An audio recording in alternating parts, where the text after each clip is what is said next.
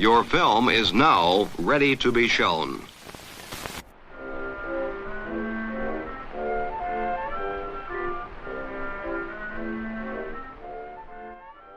Good morning.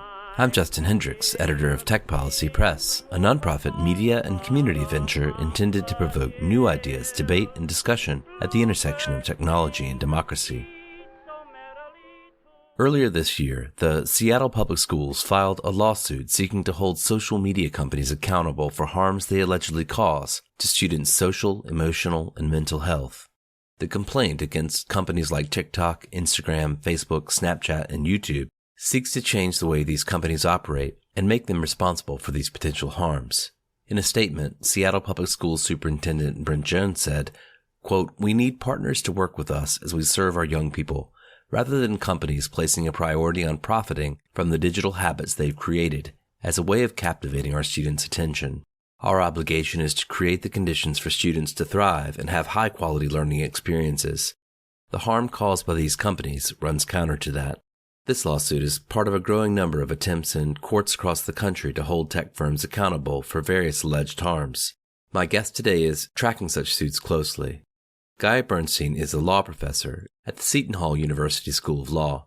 She writes and lectures on the intersection of law, technology, health, and privacy, and she is the author of a new book on the subject, just out from Cambridge University Press. I'm Gaia Bernstein. I'm a law professor and the co-director of the Institute for Privacy Protection and the Gibbons Institute for Law, Science, and Technology at Seton Hall Law School. I'm the author of Unwired, Gaining Control Over Addictive Technologies. I'm looking forward to having a conversation about this book and all the effort that went into it.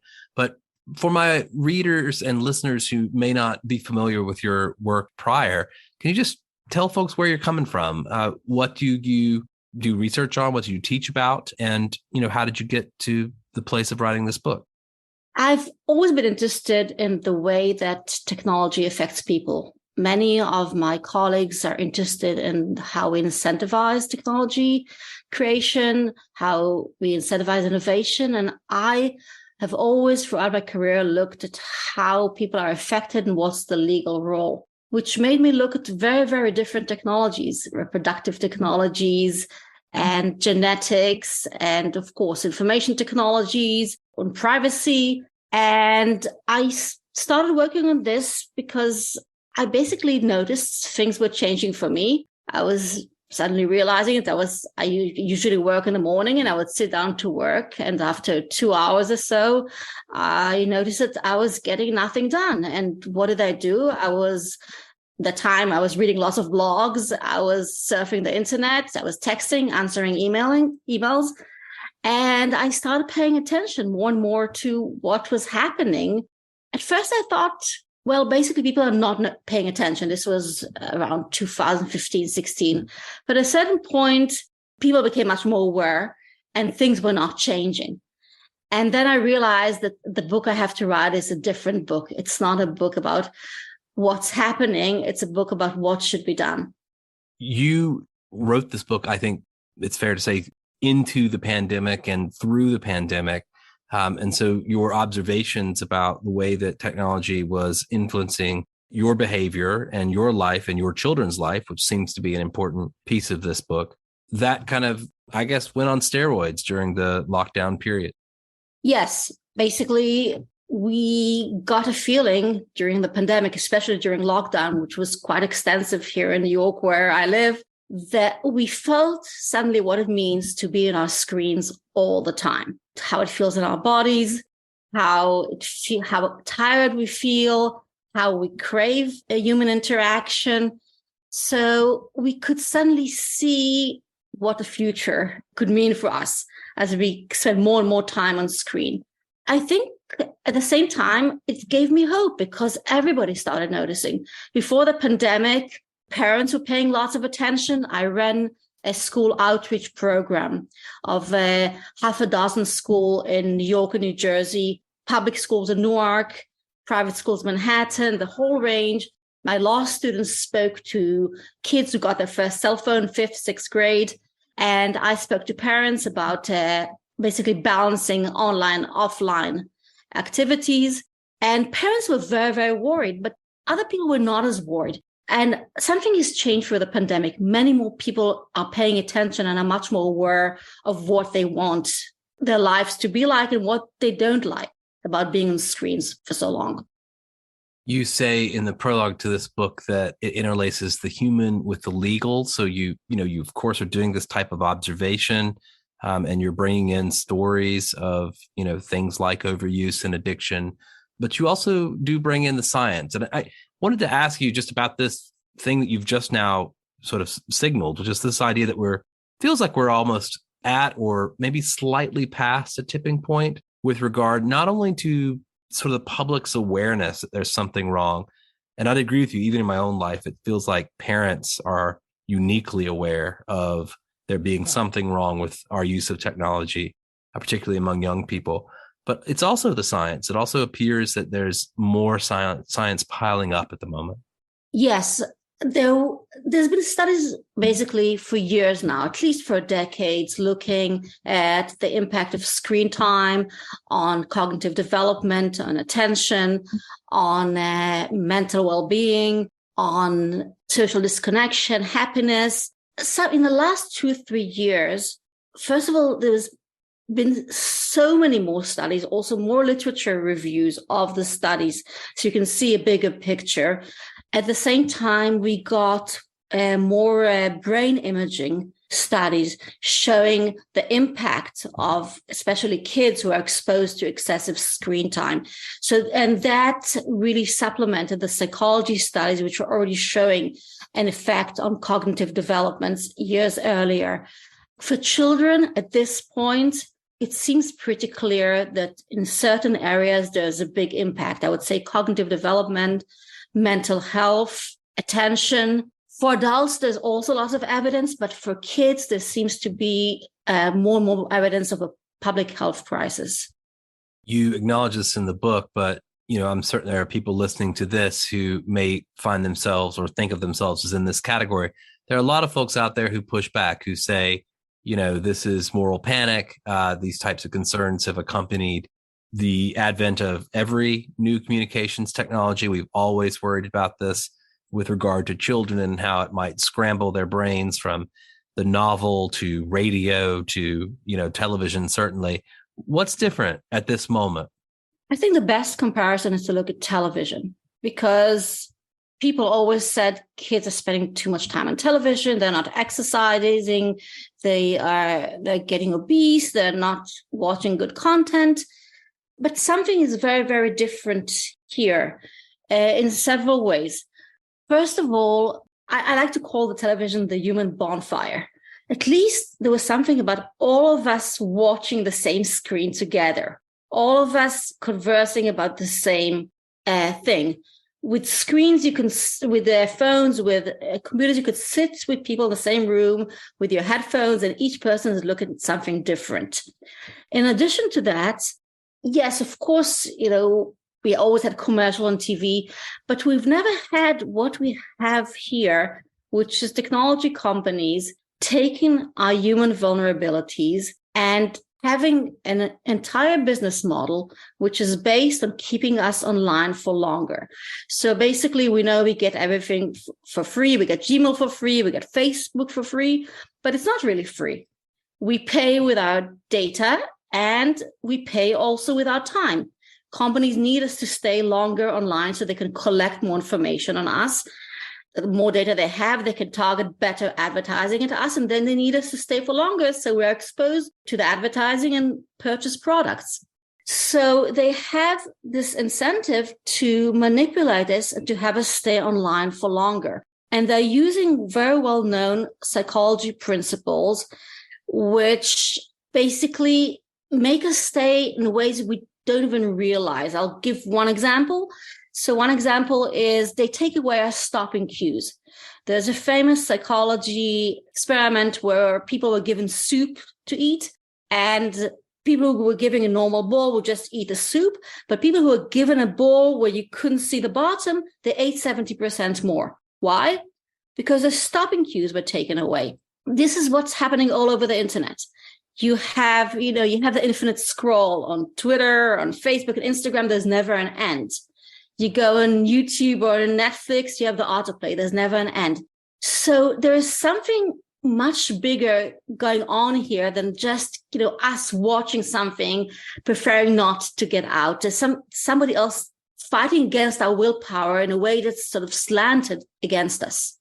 You make comparisons, of course, to the way that cigarettes were dealt with, and of course also to food and the degree to which we've had to kind of contend with the problem of too much fat, too much sugar in our diets, and processed meat and that sort of thing.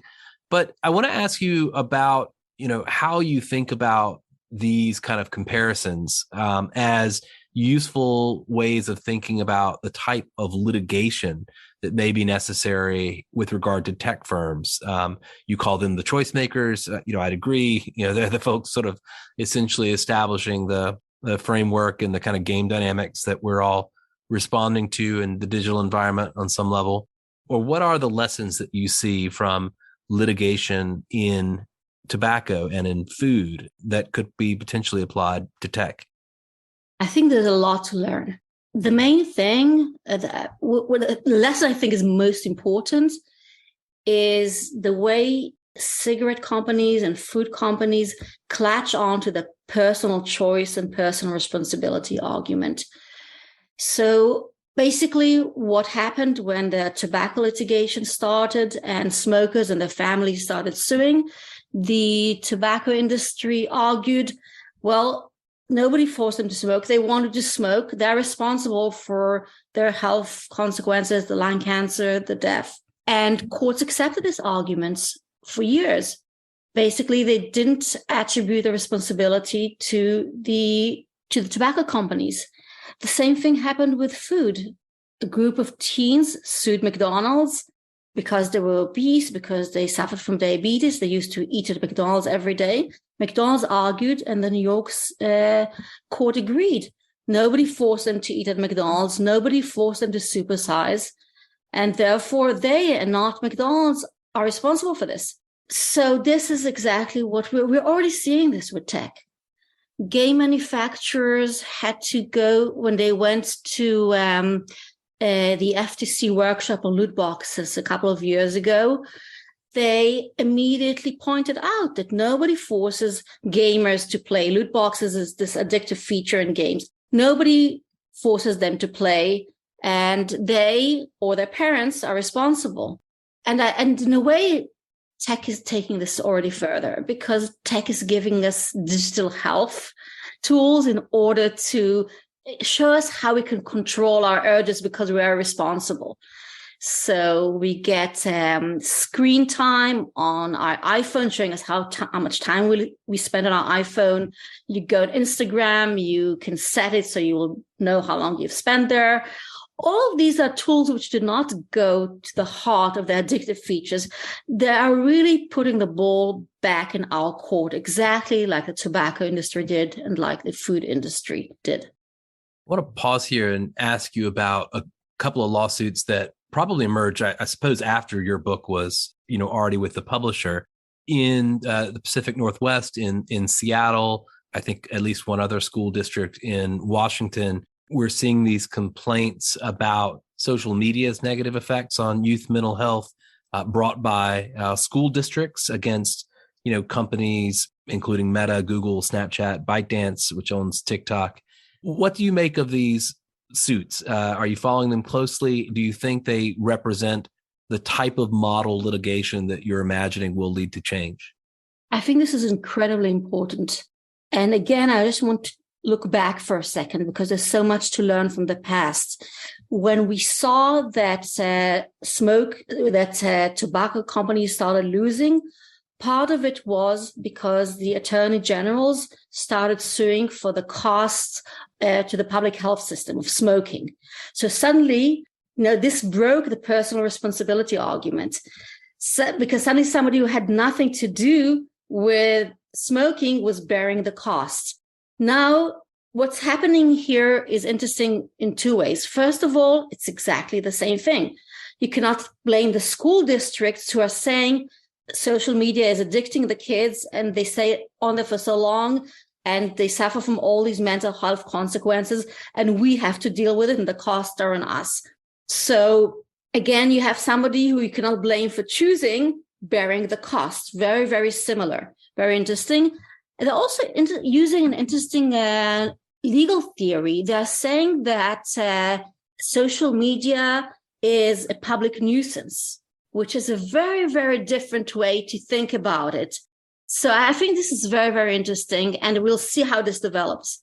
I'd say when I, read about these suits and kind of look at this idea of social media as a nuisance, I couldn't help but think about, how basically public workers in a range of different areas are having to kind of contend with the nuisance that's created for them by social media.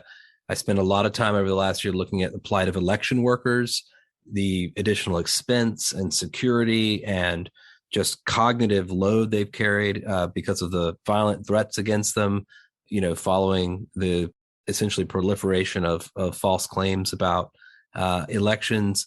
And this is a phenomenon that's true not just for election workers and teachers, but also for doctors during the COVID crisis. We could just go down the list of a range of different public entities that have had to sort of bear real costs, but also to bear personal costs among the people who are involved. Right. So I think that is part of the issue. I think all of us, in a way, even employers are bearing the cost of this when their employees are online and they spend all this time instead of working. They are sitting there and they are on Facebook, and nobody can really block. Now, when I started working in a law firm, it was the beginning of the internet. So they blocked our access to the internet. You cannot do this anymore. You cannot really block people because they need it for different things. So I think lots of workers, lots of entities are bearing the externalities of this. So strategic litigation is one route to change that you see. The other is privacy and the kind of activism around privacy, new legislation around privacy. You point to California, and its privacy legislation is perhaps the boldest yet, but we're also seeing, of course, other states, cities, towns taking up that call. Why do you think folks need to kind of take a different look at privacy? Privacy is important for containing technology overuse for two reasons. First reason, it's part of the same business model. But the thing is, the fights for privacy have been going on for a longer time. So just by looking at privacy, we can see that there's already so much pressure on the business model. And if there's restrictions on companies' ability to collect data, this may affect the whole model, because if you cannot collect data, then it doesn't matter as much how much time people spend online, because you cannot target advertising to them as well as you did before. So I think there's a lot of hope that looking at the pressure on privacy will help technology overuse. We can also learn a lot about privacy because it's the same industry and they're operating in the same way. And you can see how, first of all, for years, the technology industry with privacy said, we can self-regulate, we will solve the problem. After they deny the problem, they always said, we have solutions, we can solve this. So we can already see how it's impossible to trust an industry where most of what's done is you cannot see, it's not transparent. So heading the self-regulation route after what happened with privacy, I think is very, very problematic and is not a good idea. You raised the reality that, of course, in this country, there's a big hill to climb called the First Amendment with regard to any legislation or even litigation, perhaps, against tech firms. How do you think that hill will be climbed, or how will that particular obstacle be scaled? I think we are likely to see the tech company bringing up First Amendment claims in several situations. One will be if there will be a requirement, for example, to post warnings. If you go on, like we have on cigarettes, this is hazardous for your health. Imagine if somebody goes on their social network and they see a warning, this could affect your mental well-being. Any required warnings, I'm pretty sure we're going to see First Amendment reaction. We saw this with food. We saw this when San Francisco wanted to put labels on sodas warning about the impact on health. The beverage industry fought, and they won in court. They said this is coerced speech. They're not willing to say that. This is a violation of the First Amendment, and they won. So we're likely to see this as well. We can also see if there'll be any prohibitions on addictive elements in the design. My big concern is that we're going to see arguments that design features are speech. There have been cases that already have been going in this direction. There have been cases. There was a case with Snapchat and a speed meter, a design in Snapchat that caused people to film themselves that were speeding, and they tried to argue that it was speech and they failed. Many of these arguments don't fly, but some of them do fly. And if we're looking at Gonzalez and what's happening now, we don't know how this is going to come out and what the Supreme Court will focus on. But in a situation where they focus on algorithms as protected under Section 230, I can see this also strengthening claims that algorithms are speech when they're there to make us spend more time online. So one of the things I like about this book is that you don't just stop with the criticism and the kind of problem definition, but you also set out a set of redesign principles. You name a sort of opportunity that perhaps is opening about how to rethink tech. What are some of those principles? What would you tell the makers that perhaps are in the audience that they should take into consideration?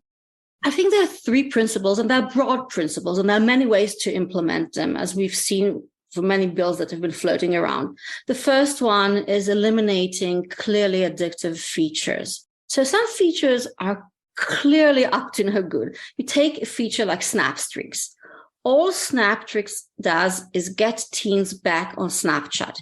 Basically, if you send a snap within 24 hours and somebody sends it back, you have a streak, and then you start counting the days. You each have to send the snap streak back and forth every day. And then you have this chart with all your friends. Let's say it could say 152 with a certain person, you get a special badge. But if you miss a streak, you lose everything. And for kids, you lose all your friendship. This is there for nothing but to get people to go on Snapchat and see the ads. There's no content, there's nothing there. So there's some elements like this, which are clearly that, or the infinite scroll, which I mentioned earlier, that takes away our stopping signs, which are clearly just to keep us on for longer. Some elements could be prohibited. Of course, as long as the business model is based on prolonging our time online, there'll always be new ones. So any kind of action has to predict or to have some kind of provision that will affect any future features which are just there to prolong our time online. That's one principle. The second principle is about default settings. We now have an option on our iPhone. We can restrict our time on certain apps. We can change it. We can also change it back. We also have an option of turning our phones gray. We can do all these things, but none of them are the default option. Now, default matter because people, they think a few times before they change the default. If the default was, I have 2 hours on my phone, I can extend it, people view it as a recommendation. It changes. So making these restrictions a default that users can override could change the pictures. And the third principle, having devices which are mainstream devices, not some things which are on the market, which let you have a light phone as an additional phone with fewer features. But, have an iPhone for people who want to have all the features they need, like their alarm or maybe even their Google Maps and their texting, but they're not going to be able to go on Facebook or just browse. And have a good phone like that for kids. So you can give your kid a phone that doesn't look embarrassing, but has features that they need. So that's the other principle, having basically Google or Apple manufacture phones which are not made to make you overuse, but are more moderate in a way. You also describe a need perhaps to redesign the physical world and the spaces that we enter on a regular basis. The way we live, the places we spend time in affect us a lot. And when I'm talking about spaces, I'll give two examples. One is a space that really matters in this whole story, and that is schools. What goes on in school doesn't stay in school. It infiltrates the home. Now, if your school incorporates screens into classwork, if everything is done, if now after the pandemic, we're having more and more schools incorporate games like Minecraft or Roblox into the curriculum, these game manufacturers have very active education departments. Teachers are posting on TikTok. All these things are basically increasing the amount of technology in the classroom. Federal policy encourages technology in the classroom. It's part of a model we had for many years, a laptop for every kid. Rethinking use of technology in these spaces is important, because if your kid is working on the screen in the classroom, homework is also on the screens when they get home. You don't even know what the kid is doing at that point. How can you tell your kid to get off Roblox if that's an educational tool? So it's very important to think about what happens in school. France bans cell phones in schools. They want kids to talk to each other during recess. That's another option. It's happening in individual schools or municipalities in the US. And so that's one example of spaces, but spaces go beyond that. In New York City, if you go to the airports, all three airports have iPads at every table. On every table, you would have 4 iPads. You order for them, you cannot see the people sitting in front of you because the iPad's between you. You can do nothing but use the screens. This is designing for overuse. We can design to not have people overuse and when they go to restaurants or to airports. And I'll give an example. That's a more recent thing. After the pandemic, lots of restaurants still use the QR code. What does that mean? It means that the moment you sit down, you have to take out your phone in order to order. And from that moment on, the phone is on the table. Using regular menus sets a different norm. So there are many ways in which people, not just lawyers, can change how their businesses use, basically encourage use of technologies. I want to ask you a little bit about the political context in which you're putting this book out. Just a couple of weeks ago, there was a hearing in the Senate about kids' online safety. And there appeared to be a general kind of consensus among the senators that something needs to be done, that laws need to be introduced, et cetera. And yet you had a pretty wide range of ideas on display. You had folks like Josh Hawley, Republican, suggesting, hey, let's ban all social media for kids under the age of 16. And then you had, of course, some of the witnesses in the room suggesting, no, that's not the right way forward. Let's focus on design interventions, perhaps things more similar to what you suggested here in the book. What do you make of the political context in the U.S. at the moment? Perhaps then we'll widen it out and talk about other parts of the world. I think I'm hopeful. I'm hopeful this is the one issue where there seems to be bipartisan support. And I think that the types of proposals that are made are usually not connected to a specific party. You can find Democrats who also think that you might want to ban social networks for kids. So I think there's hope for movement. And I hope also people are realizing the urgency. What we talked about before, the fact there's so much data there. There's a whole generation of kids that spent over a decade exposed to excessive screen time. And many of these senators are parents. I think we might be able, in this space, unlike the issues related to freedom of speech and social networks, here we might be able to move forward. Some of your suggestions, or even reference, some of the interventions that countries have tried abroad. You mentioned China, some of the restrictions that it's putting on use of gaming platforms, things of that nature. critics of this way of thinking will look at this and say, really, you want to kind of handle social media and games in the model of the Chinese? My goal in this book was to open the spectrum of options, because I think we've wasted a lot of time and nothing has practically been done. And Southeast Asian countries have spent the last decades experimenting, not just China, Thailand, South Korea, Japan. Actually, it's interesting because right now, China and Japan have similar systems, which are very restrictive systems, basically restricting how much time kids can spend on games and on social media to very few hours a week.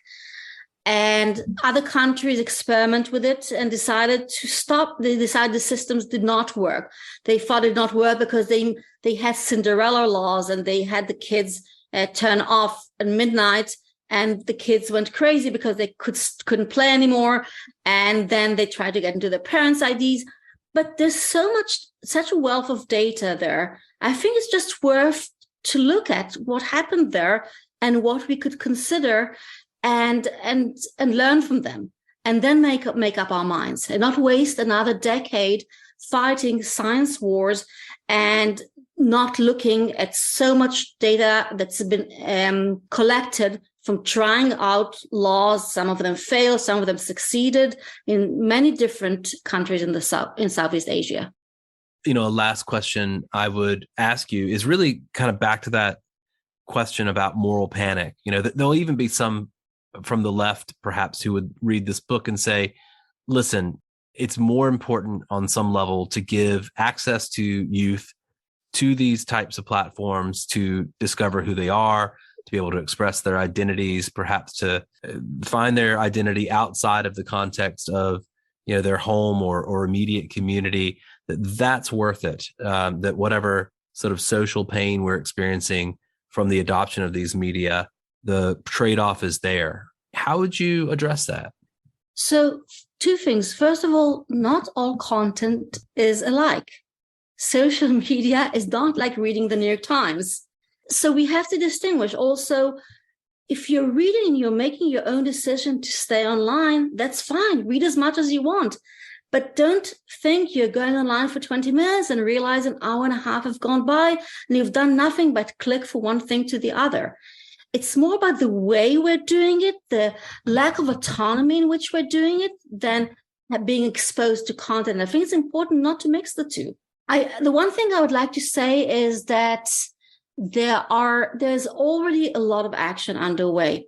So people should realize that there's lots. We mentioned the Seattle school lawsuits. There are lots of class actions by parents.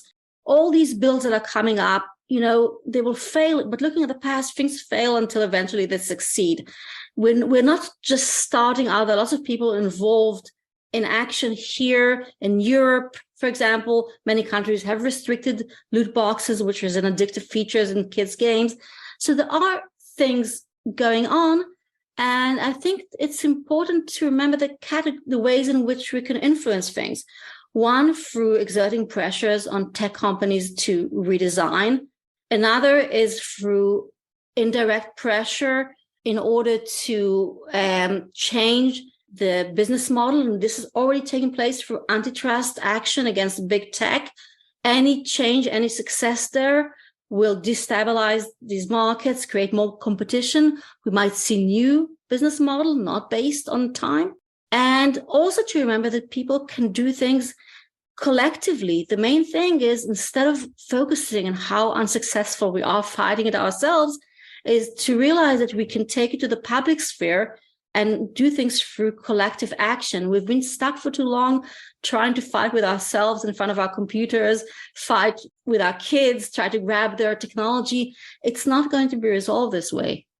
Can you paint a picture of what the world would look like if everyone reads your book and the sorts of lawsuits that you're talking about here are successful, and the kinds of laws passed that you suggest, and tech executives maybe turn over a new leaf? What does it look like 20, 30, 40 years from now? Right now, we're heading in a very clear trajectory. We're heading towards more immersion in virtual reality, towards smart cities, towards being connected everywhere. So the first thing is basically to stop and think for a second where we're heading. Now, my goal is not, we're not going to go back to a screenless world. Connectivity is here to stay, and there are lots of good things about this. But on the other hand, we can make autonomous decisions about what's a healthy online, offline balance for ourselves, and spend time on screens, but be able to decide when I want to get off, because it's my decision. It's not some power I'm not even seeing that's manipulating me to stay on.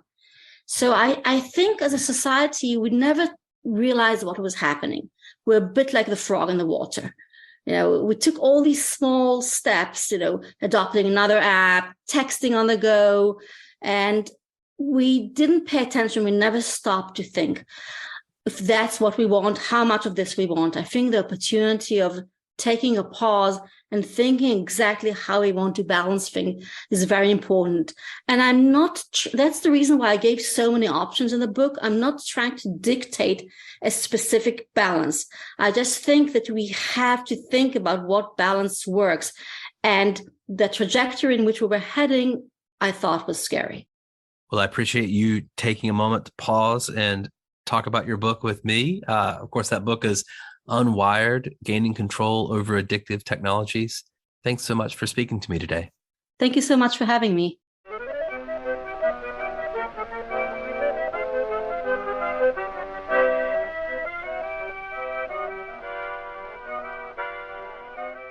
That's it for this episode. I hope you'll send your feedback. You can write to me at justin@techpolicy.press or find us on Twitter @techpolicypress. Thanks to my guest, thanks to my co-founder Brian Jones, and thank you for listening.